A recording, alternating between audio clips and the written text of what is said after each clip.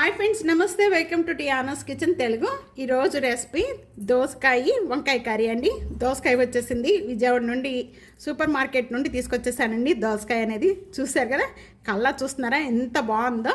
మనం ఈ కర్రీ తయారు చేసుకునే ముందు దోసకాయ అనేది ముందు చెక్ చేసుకోవాలి. పైన చెక్ తీసేసుకొని చెక్ చేసుకోండి, లేకపోతే చేదు వచ్చేసిందంటే కర్రీ అంతా కూడా చేదైపోతుంది. ఒక్కొక్కప్పుడు పైన బాగున్నా లోపల విత్తనాలు చేదుగా ఉంటాయి. విత్తనాలు చెక్ చేస్తే చేదు వచ్చేసినాయండి, మొత్తం చాలా చేదుగా ఉన్నాయన్నమాట. పైన మాత్రం చాలా బాగుంది టేస్ట్ మాత్రం. ఈ విత్తనాలన్నీ కూడా చేదు వచ్చేసినాయి. ఇంక ఇప్పుడేద్దాము. దోసకాయ వంకాయ కర్రీ తయారు చేసుకోవడానికి ముందుగా ఇక్కడ నేను ప్యాన్లో 2 టేబుల్ స్పూన్ ఆయిల్ యాడ్ చేస్తున్నాను.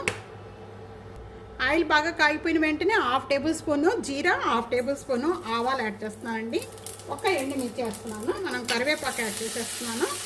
3 లేక 4 పచ్చిమిర్చి అండి, 2 మీడియం సైజు ఉల్లిపాయలు.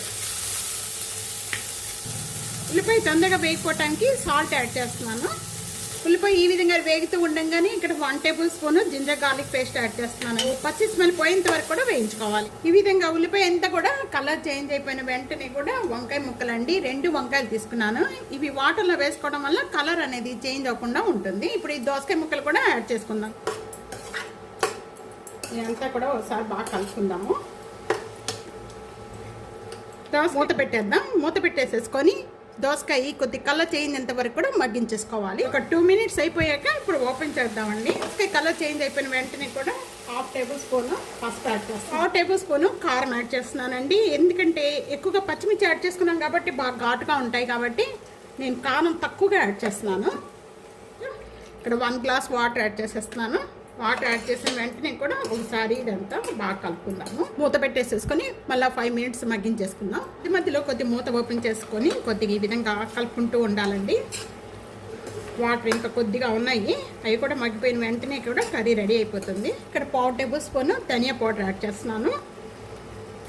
ధనియా పౌడర్ యాడ్ చేసిన వెంటనే మళ్ళీ ఒకసారి ఇదంతా కూడా కలుపుకొని మూత పెట్టేసేసుకొని ఈ వాటర్ కూడా మగ్గేంత వరకు కూడా మగ్గించేసుకోవాలి. 4 మినిట్స్ అయిపోయాక ఇప్పుడు ఓపెన్ చేద్దాం. ఈ విధంగా మగ్గిపోయిన వెంటనే కూడా ఇప్పుడు మనం దించే ముందు కొద్దిగా కొత్తిమీర యాడ్ చేసుకుందాం. దించే ముందు కొత్తిమీర యాడ్ చేసేసుకొని ఇంకా స్టవ్ బంద్ చేసేసుకుందాం. టమాటా తిన్న వాళ్ళు దోసకాయ వంకాయ కర్రీ ఈ విధంగా తయారు చేసుకొని చాలా టేస్ట్గా ఉంటుంది. ఇది తప్పకుండా ఈ రెసిపీ ఇదే విధంగా తప్పకుండా ట్రై చేయండి. చాలా అంటే చాలా టేస్ట్గా ఉంటుంది.